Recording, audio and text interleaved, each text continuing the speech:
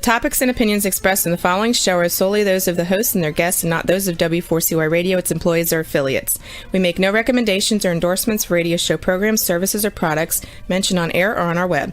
No liability, explicit or implied, shall be extended to W4CY Radio or its employees or affiliates.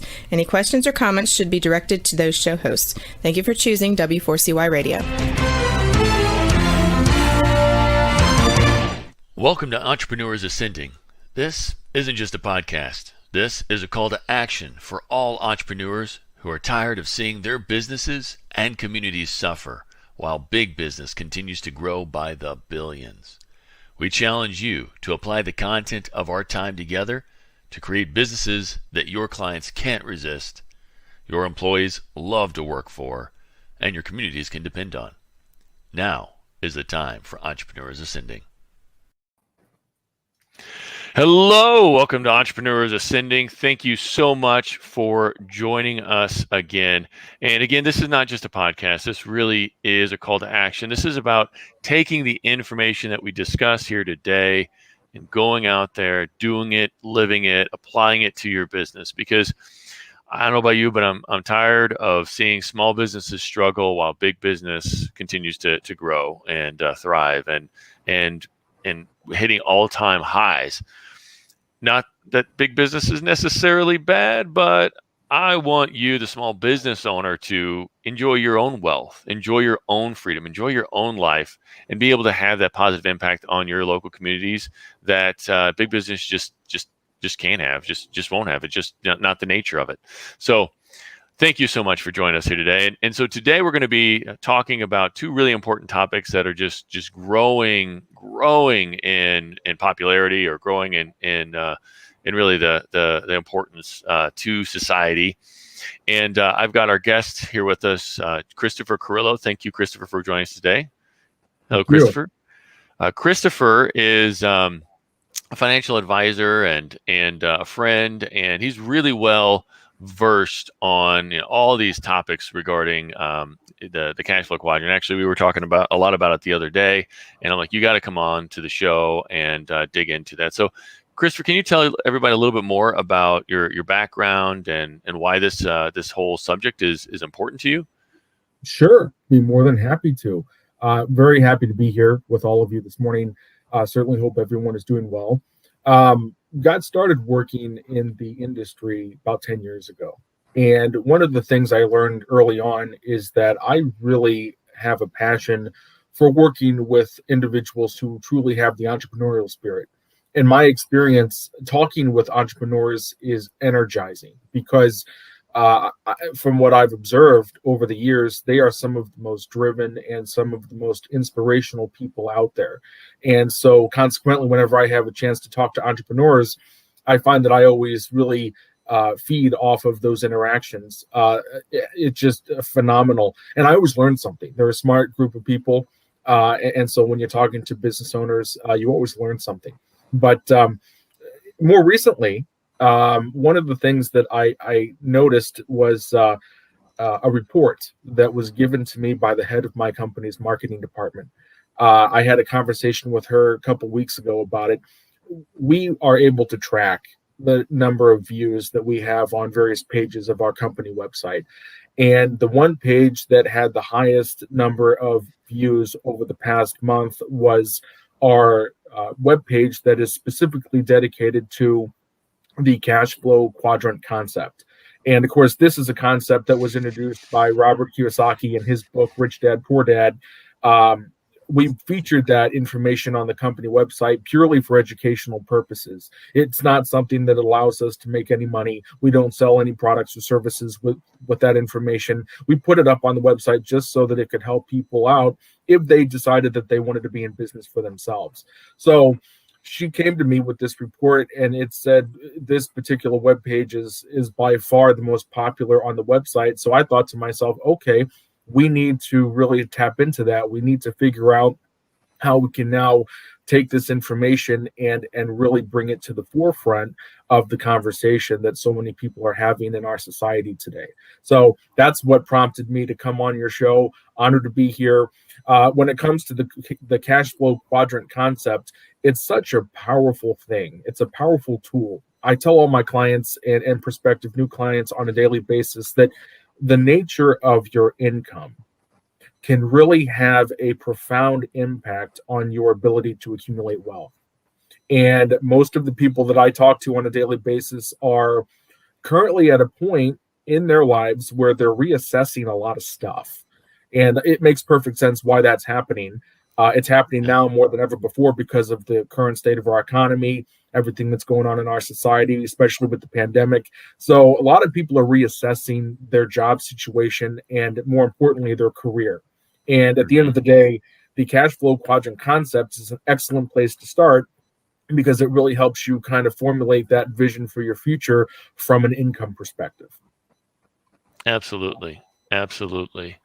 Yeah. And, with it's one of the things that we really help business owners to understand too is that, there's even a difference between solopreneur and entrepreneur. And, that solopreneur is somebody who's, self-employed, they work for themselves. Sometimes they might even have kind of like a helper person. I'll even kind of throw that in the category, but they're still trading time for money, right? Right. That's right. Well, Yeah. and that's really what the ESBI is all about. I call the cash flow quadrant the ESBI because I think to me that's probably a great way to kind of approach it. Would you like to break it down, or do you want me to break it down for the viewers? Break it down. Yeah, man, that would be great. I'd love for you to break it down. You're the guest today, so I appreciate you having on here. So yeah, and I don't know, Jason. I think Jason's getting that up. Jason's our engineer. He's the man behind the scenes making the magic happen. So he's going to be bringing that up here shortly. But Christopher, if you'd like to go ahead and start kind of just breaking that down. So what is what are the cash flow quadrants just overall? Sure. Let's get right into it then. So the ESBI, the E is going to be employee. So if you are an employee, you're essentially in a situation where you're trading your time for money. And the primary benefit of being an employee is the fact that your income is predictable. And of course, anytime we're going through a difficult time with the economy or in our society at large, especially with something like the pandemic, having predictable income can be one of the things that helps you sleep well at night. So I always tell people, if you're an employee, there's nothing wrong with that. If being an employee is what is most appropriate for you, then by all means, run with that. Nothing wrong with that. The downside to the E on the cash flow quadrant is the fact that you are essentially limited by time because you can only work so many hours in a day. And at the end of the day, that means that from an income perspective, the sky is not the limit. But you do have predictable income. So that's the positive.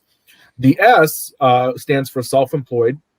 And if you are a self-employed individual, you essentially own a job. It's a situation where you're still trading time for money because there are only so many hours in a given day that you can devote to revenue generating activities.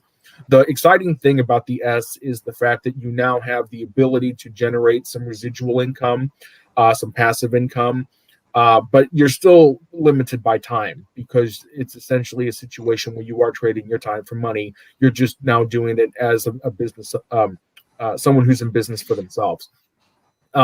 Then, of course, you go to the B, and that's the business owner. And the business owner, they've taken things to a whole nother level because essentially what they've done is they've somehow managed to create a system within their industry, within their company, that allows them to make money even when they personally are not on the job. And obviously what's happening there is you are now leveraging other people, other resources in order to make your business run effectively. And when you are able to truly say that you are a business owner, it's a very exciting transition in anyone's career because really what's happening is you are now attaining time freedom, you are attaining financial independence, and the sky is really the limit once you make it to that point. The most common question that I get from the individuals that I work with is how do you make that transition from an S to a B? If someone's in business for themselves, that's typically the primary question that they have They want to make that transition. Making that transition is not easy. It definitely can take some time. It's a situation where it's all about creating that system, and that's going to look different for every company, and it's going to look different based on your industry, and it's going to look different based on the nature of your business. But at the end of the day, creating that system is what really allows one to make the transition from a self-employed individual to a true business owner. And then, of course, there's the I, and the I is the investor. As a financial advisor, I work with investors all day long. That's a situation where your money is now working for you. And that is when you can really start to see some exciting things happen from a time freedom perspective. So at the end of the day, that's the ESBI. And right now, it is becoming so incredibly relevant in our society, just because so many people right now are reassessing life. Yeah. So it's really a great concept for people to be aware of, especially if they are contemplating making any changes.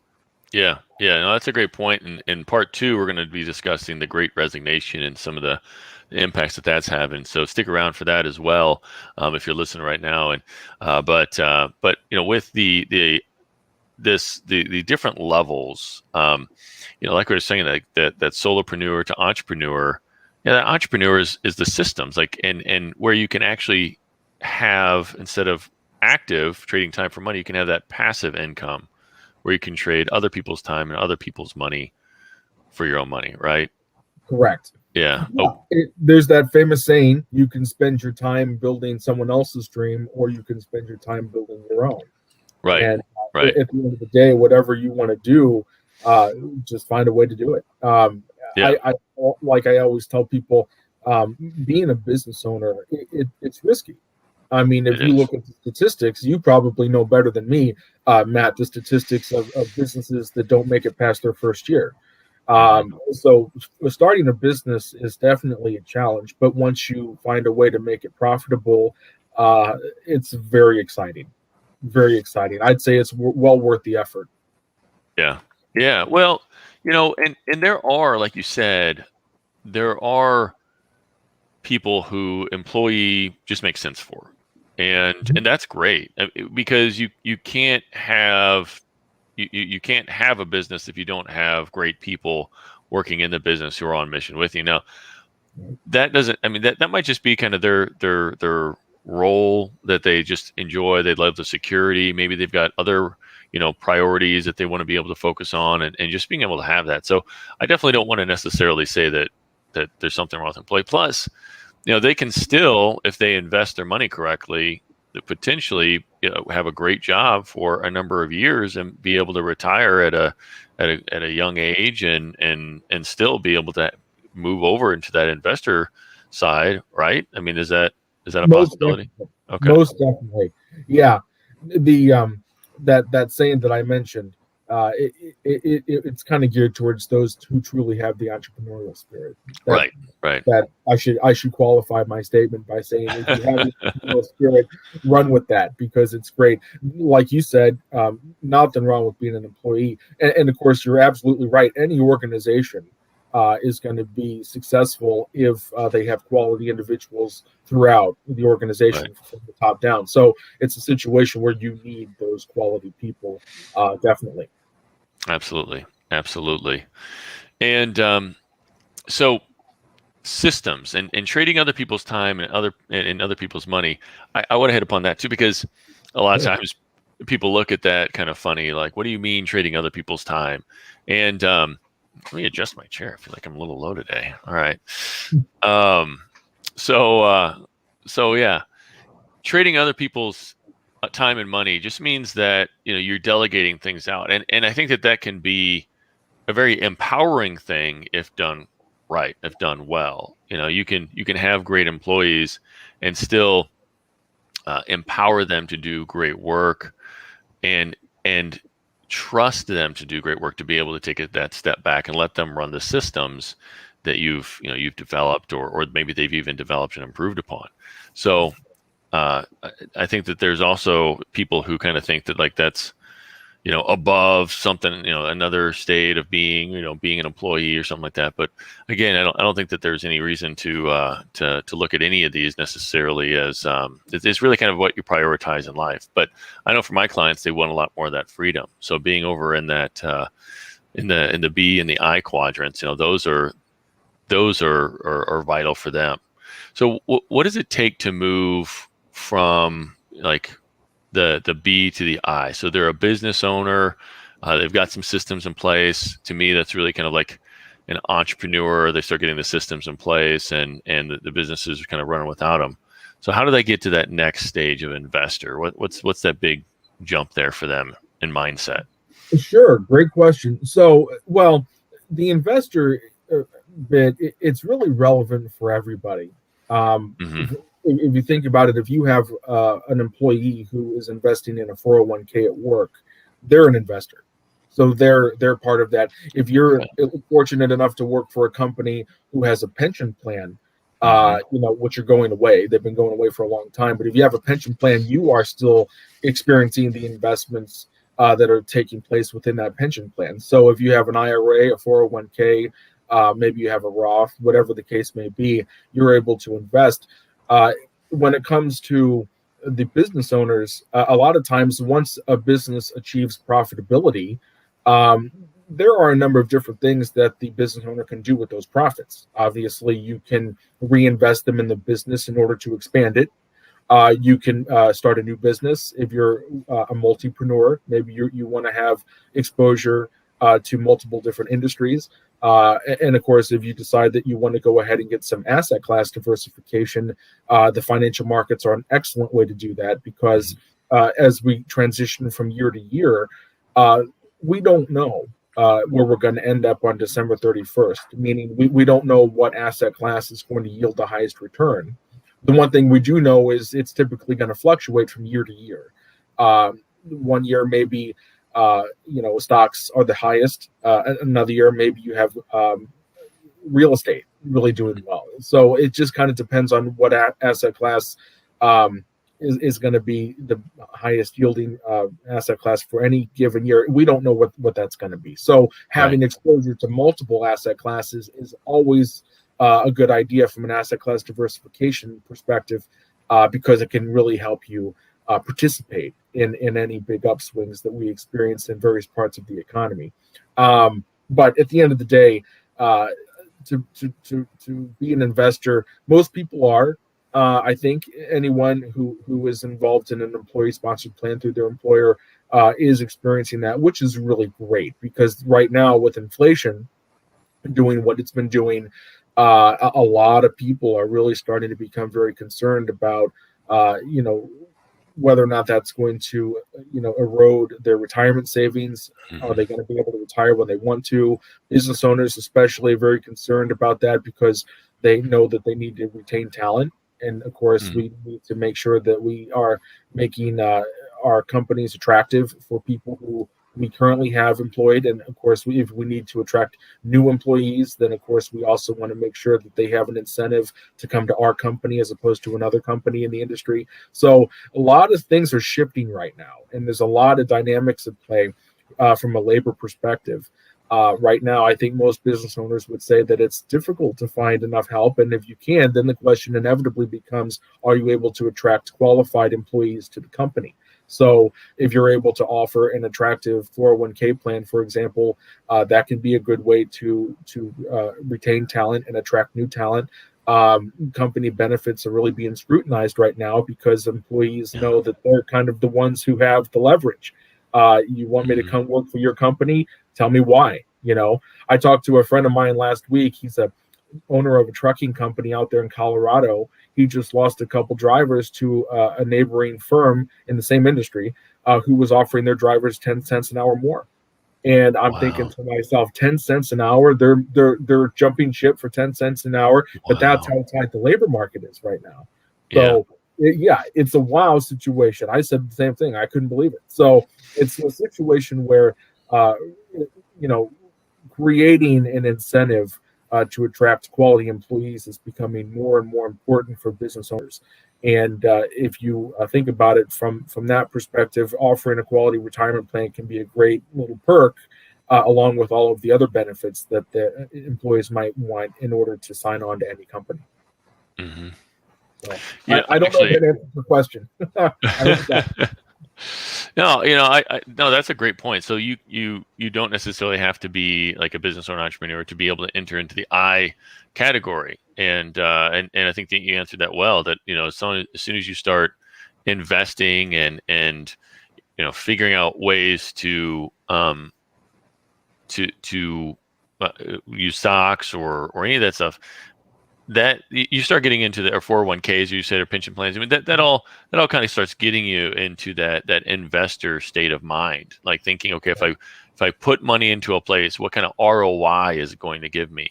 But it's funny, because even with business owners, trying to get them to think in terms of that ROI, even like in terms of marketing, when you're able to put money in and you think of it as an investment into marketing. I know that's not quite 4 quadrants, but if you're able to invest in marketing, or invest in a new employee, or invest in some new equipment, it's not just a cost, it's about getting that ROI back. So it's kind of like a little mindset shift that I think is really important as a business owner, as you're trying to figure out how to grow the cost versus investment, because you need to be thinking about how do I make money off of my money, right?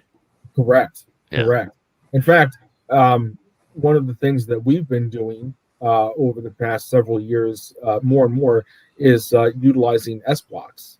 Are you familiar with the concept of an S block? Tell me more about that. Tell the audience what the S block is. It's kind of incredible. So I think most people in our society are familiar with a block, a home equity line of credit. Pretty simple. What's going on there? It's a situation where you're taking the equity in your home and you're using that equity to generate a line of credit that you can dip into whenever you need liquidity. With the S blocks, what we're doing is we are taking the home out of the equation, and we are replacing the home with an investment portfolio. And the S block stands for securities backed line of credit, because it's a line of credit that is backed by securities, which are held within your investment portfolio. So one of the things that business owners really love about this particular solution is the fact that if they are going through a difficult or challenging time, like we have been with the pandemic and the economy being partially shut down, they need liquidity. They need money to keep doors open and the lights on. They need money to keep the operation, a going concern. And one of the things that they are doing is they're dipping into the line of credit that we've set up for them through the S block to help get them through a rough patch. And the most beautiful part about this particular solution is the fact that if you need to raise cash, you don't have to sell any of the investments within your investment portfolio to do it. We are able to preserve your investment strategies. We're able to preserve your portfolio because we've created a second bucket of money, which is your line of credit, and you can dip into that whenever you need to in order to cover costs. It could be anything. It could be payroll. It could be inventory. It could be utility bills, rent, whatever you have going on with the business. The line of credit can really serve as an excellent source of cash. And at the end of the day, a lot of these business owners that we're working with absolutely love them, because they put these lines of credit in place when times were really good. And now that times are a little bit more challenging, they're able to use it, and they don't have to worry about underwriting. They don't have to worry about any of that, because it's been done on the front end. So they're good to go. But it's just a unique solution that we offer to our qualified and eligible investment clients. And many of our business owners take advantage of the solution because they can use the funds not just personally, but also for the business. Okay. Yeah, it sounds like a powerful way to be able to, I guess, use other people's money. And that's another thing too, that sometimes, like, not all credit is bad if you're using it to make money, if you're using it to get some sort of return back. And if you're just using it for something that's not necessarily, an asset, or if you're not using it, an asset that's going to grow in value, or if you're not using it to turn around and leverage, using the principle of leverage to increase, the return that you get back on that, then yeah, sometimes using credit is not great. But there are great applications that a lot of your business owners, it sounds like, are using it for. So that's awesome. That's awesome. Well, we're going to take a quick break, and then we're going to come back, and we're going to talk about this great resignation thing that's going on right now, and how it's affecting the world and well, at least America, and maybe some things that we can do about it, maybe on both sides of that table. So we're going to go ahead and take that quick break. Jason, run the commercial. Have you been suffering from chronic pain, disease, or sleep disorders? Did you know that 75 to 90% of disease is caused by inflammation in the body? The sad truth is, most doctors just treat symptoms rather than finding and fixing root causes of inflammation. If you want to fix your health problems, then finding and fixing the cause of the inflammation is a must. It's time to demand this for your health care and start living life to its fullest again. Book a discovery appointment with the Functional Health Team founder, Dr. Flora, to get your answers ASAP at www.functionalhealthteam.com. Thank you. All right. So we're back. And again, this is the Entrepreneurs Ascending Show. And this isn't just a podcast. This is a call to action. This is about taking what we talk about and put it into action for yourself today, as soon as you're done with this. Maybe even while you're sitting here listening to this, you're typing an email for somebody to take some action on. Don't just be a passive listener, be an active listener. All right. So we just talked about the four quadrants, and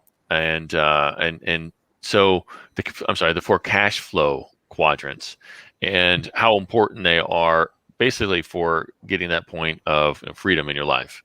And because you have that money that's making money, you have you're an investor or you're a business owner, and you're able to use other people's time, other people's money to grow your wealth and to be able to live comfortably. But this half of the show, we're going to dig into the Great Resignation. And it's funny because I actually didn't hear that term until just a couple of weeks ago, where it just started popping up, and now it's just like all over the place. But this is something that I've been encouraging people to really think about and beforehand to prepare for, because there was definitely a trend of labor leaving, and we saw in 2020 a lot of people who left certain jobs never came back. But Christopher, what is your take on the Great Resignation? How would you explain what's happening? Sure. So it's really a function of the pandemic. It's the result of people taking a step back and really reassessing life. It goes far beyond just deciding that I don't like the company I'm working for, or I don't like my boss, or I don't like the industry that I'm in. It's far more than that. The pandemic created a situation where people had time freedom, and it was the sort of time freedom that we had never seen in our society. In the early days of the pandemic, when we really had the lockdowns going on all across the nation, that was the first time that our entire society was told you have to stay at home. And when people had that ability to stay at home, it gave them the ability to really start doing some self-reflection. And a lot of people started asking some pretty big life questions. They started asking, am I truly happy with what I'm doing for a living? Am I truly happy with my quality of life? And as a result of the time freedom that we will probably never be able to experience again in our lifetimes as a society, people really started to come up with some conclusions that, okay, life is short. I want to enjoy it. I need to make changes in order to make sure that my quality of life is higher when all of this craziness is finally behind us. And so right now, we are at that stage in the game where people are now starting to act on the decisions that they made. They are starting to really embrace the idea of starting their own business. I think one of the reasons right now that so many employers are having a hard time finding quality people is because so many people have decided, I'm done with that. I'm through. I'm going to go ahead. I'm going to give it a try. As a business owner, maybe it will work, maybe it won't. But a lot of people right now, they're in the mood to take some risk because they understand, hey, why not? What have I got to lose? So I think that's really what was going on beneath the surface. And right now, when you look at the employment numbers, the unemployment rate is pretty low.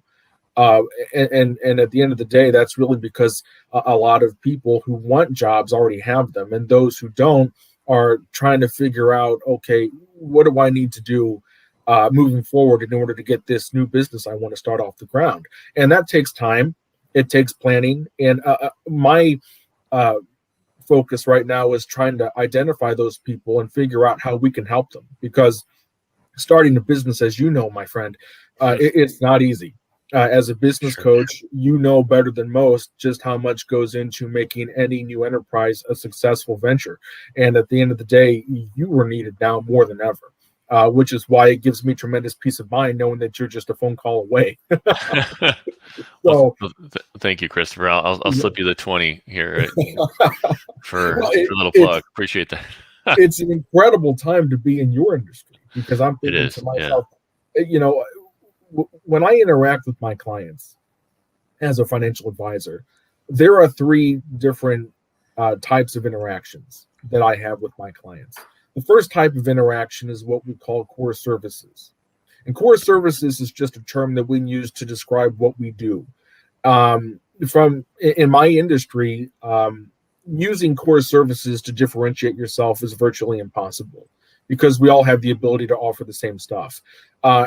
With that being said, I have found some ways to differentiate myself from a core services perspective, but really, that's not really what allows me to truly differentiate myself in the marketplace.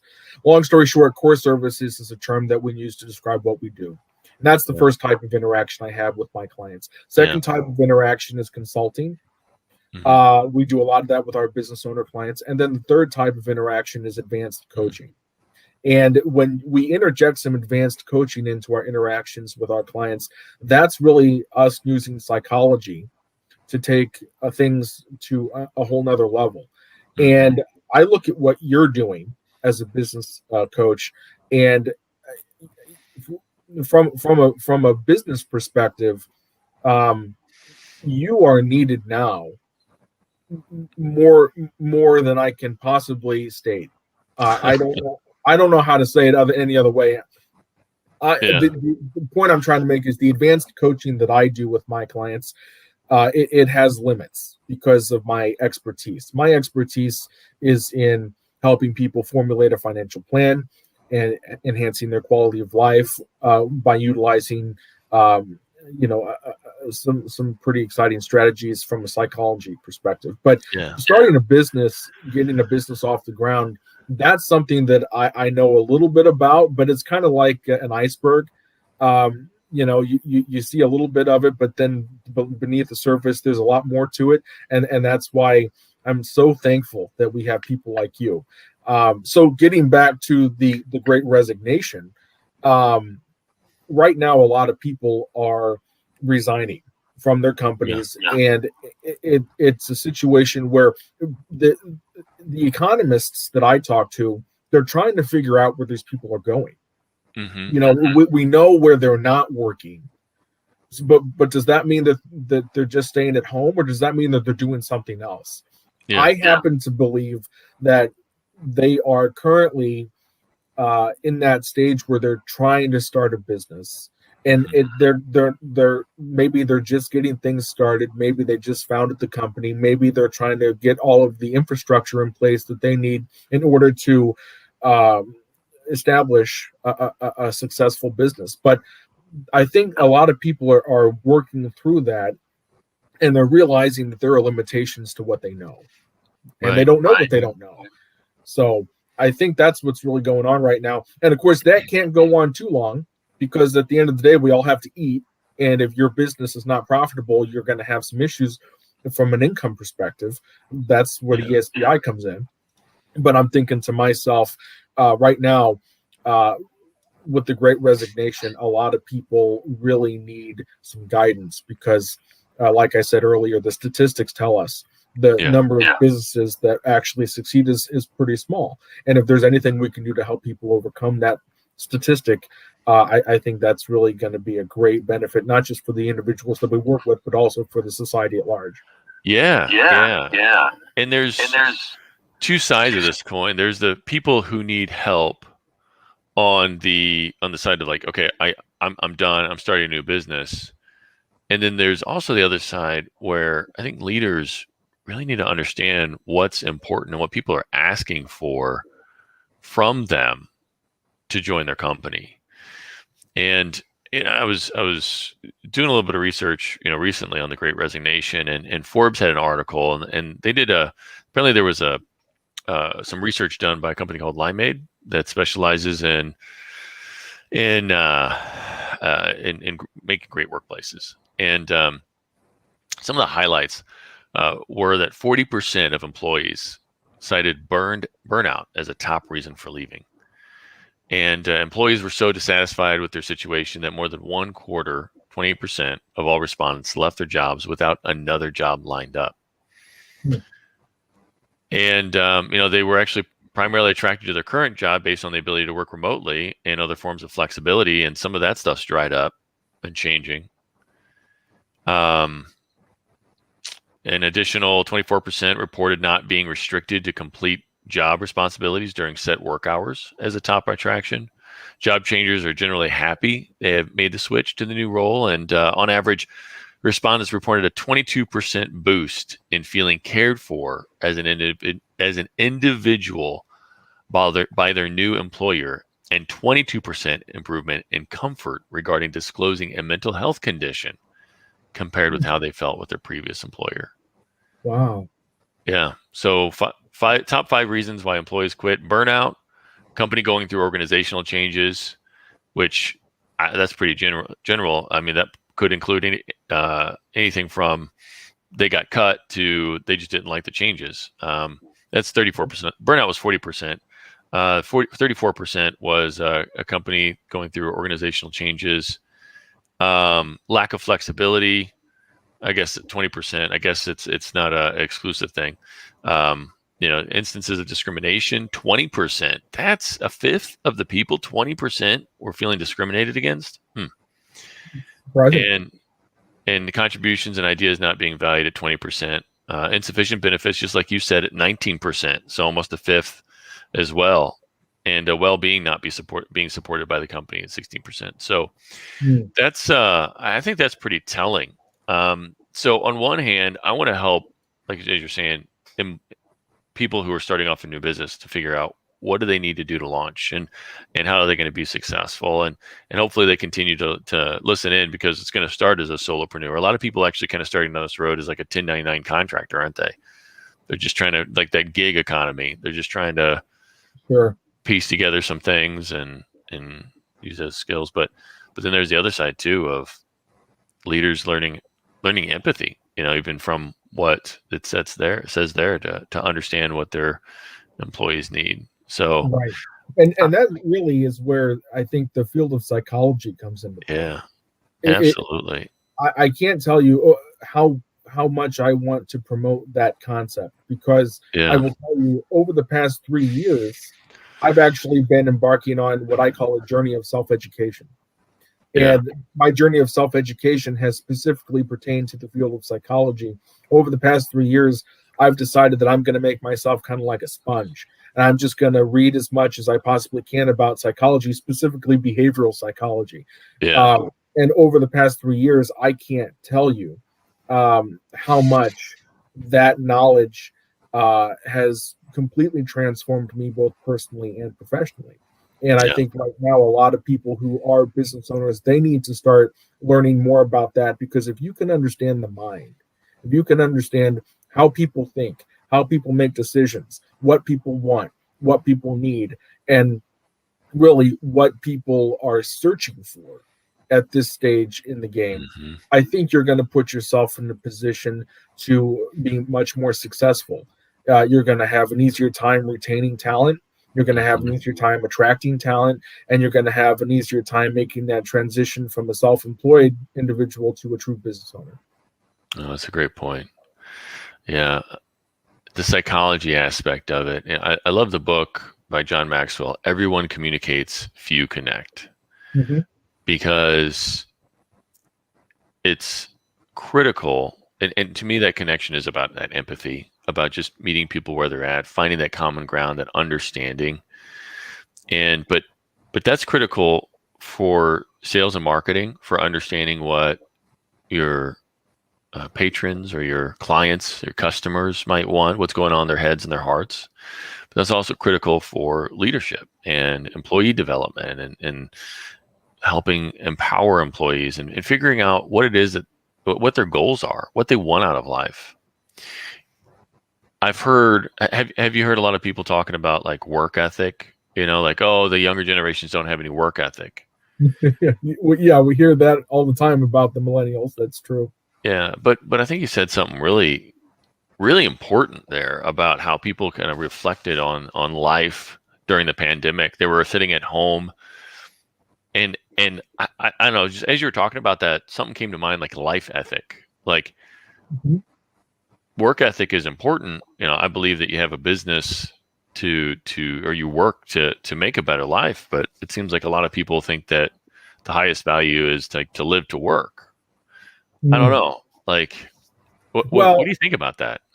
What I do know from my work as a financial advisor is, because you have to understand, I work with people through all stages of life, and I work with families through multiple generations, and that's seeing families through multiple generations has allowed me to make some observations. One of the things I've learned is that you have to have a reason to wake up in the morning. If you don't, you're going to start going downhill mentally, emotionally, physically. And so you have to have a purpose. And I think right now, a lot of people are taking a step back and they're saying, okay, what is my purpose? What do I really want to contribute to the world? I remember when I graduated from college, it was a tough job market, especially in my industry because of the financial crisis. And it was a situation where I was frustrated because there were jobs that I could have taken that I chose not to take because I didn't feel like I was contributing anything of value to society.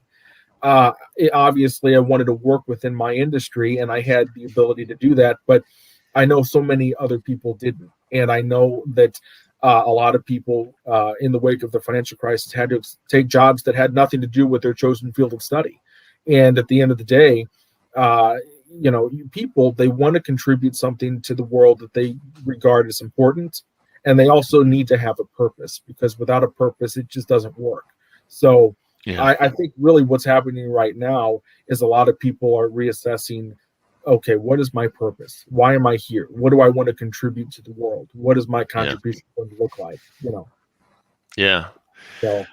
And I'm seeing that a lot too. People wanting to understand, what is their mission? What is their vision for the future? Even there's a lot of folks, they struggle with that vision for the future. I've in a lot of talks with some of the younger generation.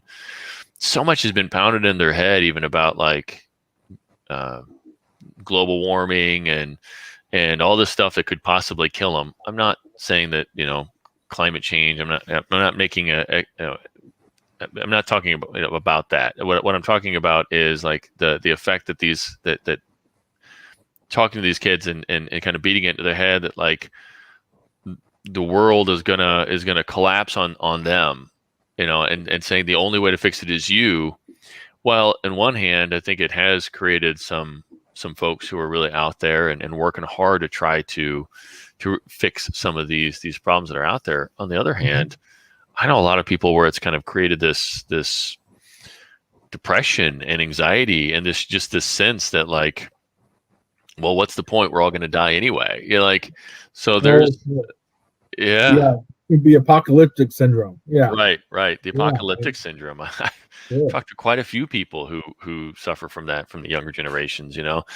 So, um, it's funny that people want to sit there and complain about work ethic. On the other hand, I'm like, what about life ethic? What about some balance there? And as a business owner, if you think that working 80 hours a week is the epitome of life, that's your point of view, and that's great if that's what you want to do.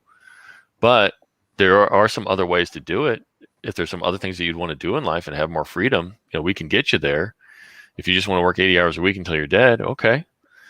But that's on you, that your employees don't necessarily want to do that. And we have to understand, because you can have great employees who just have some different, priorities in life about some of that stuff. And most definitely. Well, and yeah. I mean, take for example, right now, what we're seeing with the tug of war between employees and employers when it comes to working at home. Yeah. I mean, right now, you have a lot of people who were working at home for the past year, and now their employers are starting to tell them, okay, we want you to come back to the office because we believe that if you're in the office, you'll be more productive. And then you have all these employees saying, well, wait a minute. I've been very productive over the past year, and I was working from home and I was working remotely. And I'm thinking to myself, why can't I stay at home and keep doing what I've been doing? It's been working out just fine. So right now, employers are starting to reassess their business model. They're starting to reassess their employment requirements and what they're going to require all of their people to do. They're starting to reassess what the job market is going to look like in the years to come. But it's a really intriguing thing because the job market to an employer looks very different than the job market to an employee. And Absolutely. It's the same market, but your perspective is what is different. And your perspective with that sort of thing can make all the difference in the world. Yeah. And I see it even in little ways, in like the job posts and job ads. I see so many like, hey, we're hiring. We're looking for a person who is, a self-starter and this and that. It's like, but you're not making the case for why somebody would want to work for you. You're saying what you're looking for, and we've shifted in the world. It's people have realized that they don't necessarily have to have the same kind of traditional job setup. They've realized that they can survive and live a decent life without working for people. I mean, we've got Uber, we've got Instacart, we've got a lot of these that type of gig economy type positions, and then you've got people who can make money on YouTube and TikTok and so it's like, if you really want people to work for you, you're gonna have to meet them where they're at. And and if you're starting a company, if you're starting your own business as an entrepreneur, I'm saying start with that empathy as well. Start with because it's going to help you understand what's going on, like I said, heads and hearts of your clients, so you can actually understand what they need and meet them where they're at and give them the right solutions. But if you're looking to hire, you don't fall in the same trap. I had a client, and I asked him why he started his business, and he said, well, because I hated really working for this jerk that I worked for before, and I knew I could do better. I'm like, okay. Do you feel like you set the bar low or high for your level of leadership then? He's like, oh yeah, because he said it at that jerk. As long as I'm better than that jerk. That's a good point you made. Yeah. Well, and at the end of the day, we're all human. Yeah. So we're imperfect. We all make mistakes. But I think if you can find a way to formulate your vision for the future and formulate your desired lifestyle, I think that's the most important thing to do, because at the end of the day, it's easier to formulate a plan to transform all that into a reality than it is to not know what you want. Not knowing what you want, I think, is more scary than not having a plan to get there. For me, that was always the case. If I knew what I wanted, I could very easily formulate a plan. But if I didn't know what I wanted, then okay, now that I'm really lost. And I think right now a lot of people feel lost. So if we can help them figure out who they are, what they want, their vision for the future and their desired lifestyle, I think that's an excellent place to start. And if they want to start a business, I'm sure we can help them. Absolutely, especially if they listen to Entrepreneurs Ascending, which plays live Wednesdays, 9 a.m. Central, and we also are putting out in all of our media outlets as well. So, Christopher, we got to close up, run out of time, but thank you so much for joining us today. What a great discussion! What a timely discussion! You had some great perspectives on the Great Resignation in the second half. In the first half, we were talking about the Cashflow Quadrants, and so. Please keep listening, but don't just listen. Put it into action, and you have to implement. You have to execute, and you'll start seeing those results. So, thanks again, Christopher. All right, take us out, Jason. Appreciate it. Thank you for being with us today. But now is the time to put what we talked about into practice. Remember, your family, employees, and community are depending on you to rise up and win. The great news is you're not alone. You're part of a resurgence of entrepreneurs who are ready to take their business, life, and impact to the next level, and we're going to do it together. This show is powered by Time for Success, where we help business owners every day who want more freedom and wealth while building a legacy of positive impact. Please follow Time for Success on LinkedIn, Facebook, and YouTube for more helpful strategies and tools for creating the business and life of your dreams.